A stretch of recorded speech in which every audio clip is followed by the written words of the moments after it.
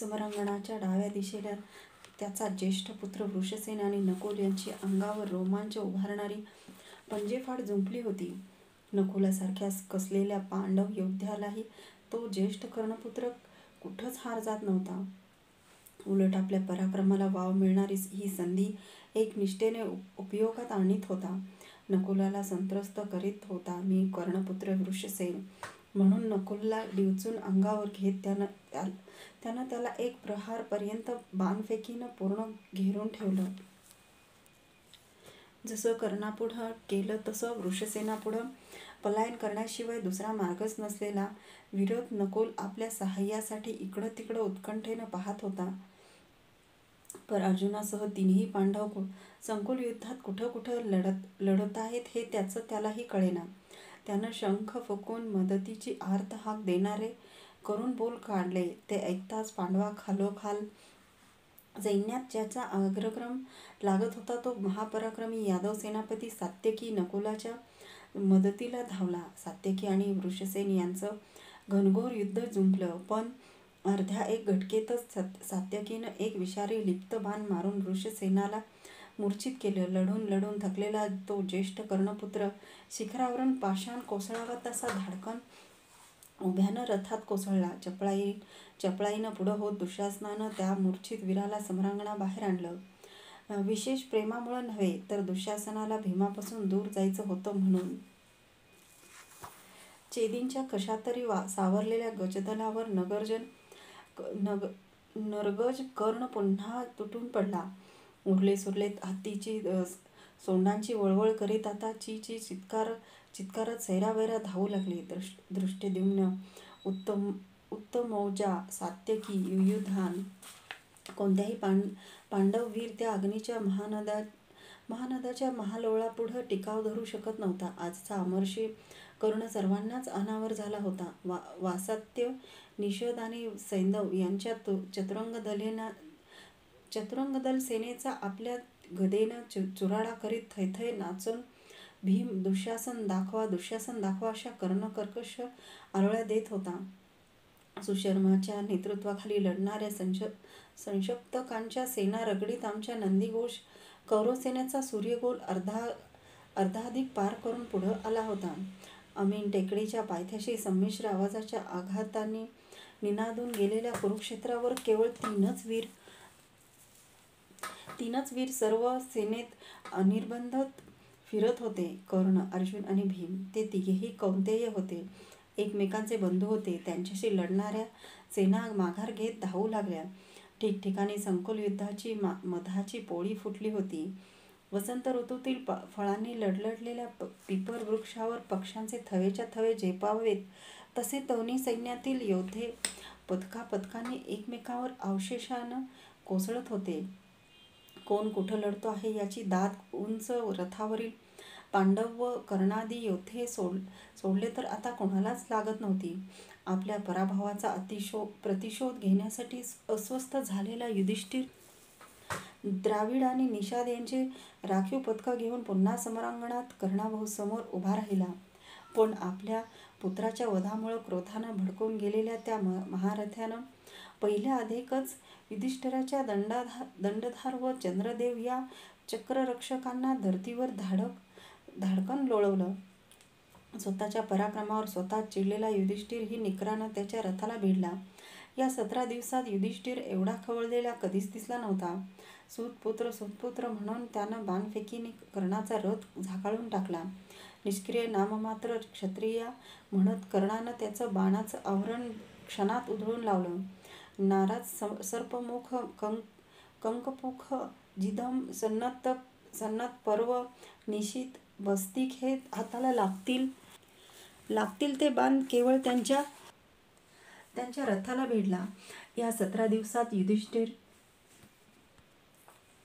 बस्तिक जे हाताला लागतील ते बाण केवळ त्याच्या शेपट्याच्या निसटत्या स्पर्शानं अचूक ओळखून आवश्यक तेवढेच प्रभाव देऊन तो युधिष्ठिरावर ते असे फेकू लागला की धुक्याच्या जाड थरांनी हिमालयाचं शिखर वेढून टाकावं तसं त्यानं त्याला वेढून टाकलं. त्याच्या मदतीसाठी धावलेले सात्यकी, युयुत्सू कोणीही त्या कौरवांच्या अजेय सेनापतीला तोंड देऊ शकत नव्हते. त्याची बाणफेकी असह्य होताच युधिष्ठिर, सात्यकी आणि युयुत्स एकाच रथात चढले आणि पुन्हा समरांगणाबाहेर पळू लागले. जाता जाता युधिष्ठिरानं फेकलेला एक सूची बाण त्या राधेयाच्या उजव्या कानाजवळच्या मर्मस्थानावर अचूक बसला. मूर्छित होऊन तो खाली कोसळतो आहे हे वळून पाहण्यासाठी सुद्धा त्या तिघांपैकी एकही मागं थांबला नाही. कर्ण मूर्छित होऊन कोसळला. शल्यानं रथात कोसळलेल्या कर्णाच्या मस्तकातून बाण काढला. रथात ठेवलेल्या चामडी पिशवीतील थंड पाण्याचा शिडकावा त्याच्या मुखावर करताच तो पुन्हा थोड्या अवधीनंतर शुद्धीवर आला. त्याच्या मनात भिनलेली युद्धाची मदिरा एका अंशानंही उतरली नव्हती, उतरणारही नव्हती. कर्णासमोरून पळालेला युधिष्ठिर रणांगणाच्या बाहेर जाऊन शिबिरात स्वस्थ बसून राहिला होता. त्याचं काही बरं वाईट झालं की काय या भयानक साशंक झालेल्या अर्जुनाचे वेध चुकू लागले. त्याला युधिष्ठिर सुखरूप आहे हे पटवल्याशिवाय तो स्थिरचित्त होणारच नव्हता. नंदीघोषाची गती मंद मंद करीत मी अर्जुनाला सेनेबाहेर काढलं. त्याचा रथ युधिष्ठिराच्या शिबिरासमोर आणला. रथचक्राचा आवाज ऐकून युधिष्ठिर धावतच बाहेर आला. त्याला वाटलं की पुन्हा पुन्हा आपला पराभव करणाऱ्या सूतपुत्राला ठार मारूनच त्याचा प्रिय पार्थ ती वार्ता सांगण्यासाठी आला आहे. अर्जुनानं आपल्या कर्ण अजून समरांगणात भेटलाच नाही असं खाली मान घालून त्याला सांगताच तो संयमी आणि शांत म्हणून सर्वांनी गौरवलेला भूमिपुत्रही खवळला.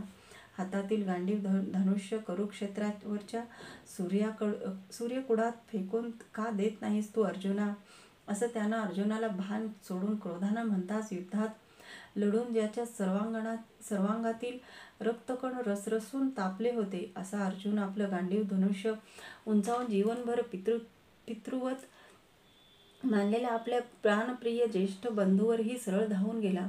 जेवढ्या क्रोधानं अश्वत्थामा कर्णावर धावला नव्हता तेवढ्या अर्जुनाचा आवेश होता. काही प्रसंगच माणसाच्या संयमाचे बांध फोडण्यासाठी नियतीने योजलेले असतात. आज ती नियती युधिष्ठिर अर्जुन यांच्यामध्ये उभी ठाकली. मी मध्ये होऊन त्या दोघांच कौंतेयांचा समेट घडविला. कर्णाला वधल्याशिवाय शिबिराकडे परतणारच नाही अशी खूर प्रतिज्ञा करून अर्जुन पुन्हा रथारूढ झाला. मी स्वतःशीच हसलो. नित्याच्या सवयीप्रमाणे तिकडं रणात कर्ण आणि सात्यकी यांची गाठ पडली होती. अनुभवानं समृद्ध सात्यकी आणि विक्रमानं अशरण असलेला कर्ण एकमेकावर वाळीव पाऊस घेऊन येणाऱ्या काळ्या मेघासारखे टक्करले होते. आजवरच्या 16 दिवसात सात्यकीने कुणापुढेही हार खाल्ली नव्हती. सात्यकी म्हणजे पांडवांच्या संरक्षणाचं यादवी भक्कम कवच होतं. जो सात्यकी भीष्म द्रोणांना पराजित करता आला नव्हता तो कर्णापुढे मात्र आज निष्प्रभ झाला होता. नकुल, सहदेव व दृष्टद्युम्न यांनी दुर्योधनाला घेरलं होतं. युद्धातील प्रत्येक फासा उलटा पडत चालला होता. तरीही तो घायपाताच्या उंच दंडासारखा अहंमन्य दुर्योधन आपले घारे डोळे विस्फारित त्या तिघांशी निकरानं झुंज देतच होता. पांचालीच्या विटंबनेची शल्य मनात लसणारा दृष्टद्युम्न आपल्या भगिनीच्या अवहेलनेचा जाब विचारण्यासाठी निमिषारण्यातील राणसावजाच्या सुळ्यासारखी दोन्ही हातात 2 खडक घेऊन त्याच्यावर धावला. उमाळी घेऊन सारथी प्रतिकामन याचा क्षणात कंठभेद करून तो दुर्योधनाला टिपण्याचीच संधी पाहत त्याच्या रथाभोवती फेऱ्या घालू लागला. सर्व विनाशाचं मूळ असलेल्या त्या अहिंसेच्या महान वटवृक्षानं कर्णाला मदतीची हाक देणारा शंख फुंकायला सुरुवात केली.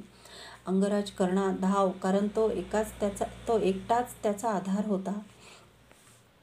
शेवटच्या श्वासापर्यंत त्याची पाठराखण करण्याची प्रतिज्ञा घेतलेला तो वचनप्रिय दानवीर सात्यकीला तसाच सोडून दुर्योधनाच्या मदतीसाठी निकळणी धावला. त्याच्या रथाच्या पांढऱ्या घोड्याचा पांढऱ्या वस्त्रासारखा एक सलग पट्टा दिसावा इतके त्याचे घोडे गतिमान होऊन धावत होते. क्षणात पूर्वेकडून पश्चिमेकडे तर क्षणात दक्षिणेकडून उत्तरेकडे असा तो मन मानेल तशा आकाशात भराऱ्या मारणाऱ्या गरुड पक्षासारखा समरभूमीवर झेपावत होता. दुर्योधनाभोवती माजलेल्या संकुल युद्धात प्रलयकारी रणधुमाळीत त्यानं जिष्णुकर्मा, देवांबी व दंड या वीरांना रथातून खाली कोसळविलं. आता पांडव सैन्याला कर्ण कोठून येऊन केव्हा आपल्यावर कोसळेल याची काहीच शाश्वती राहिली नव्हती.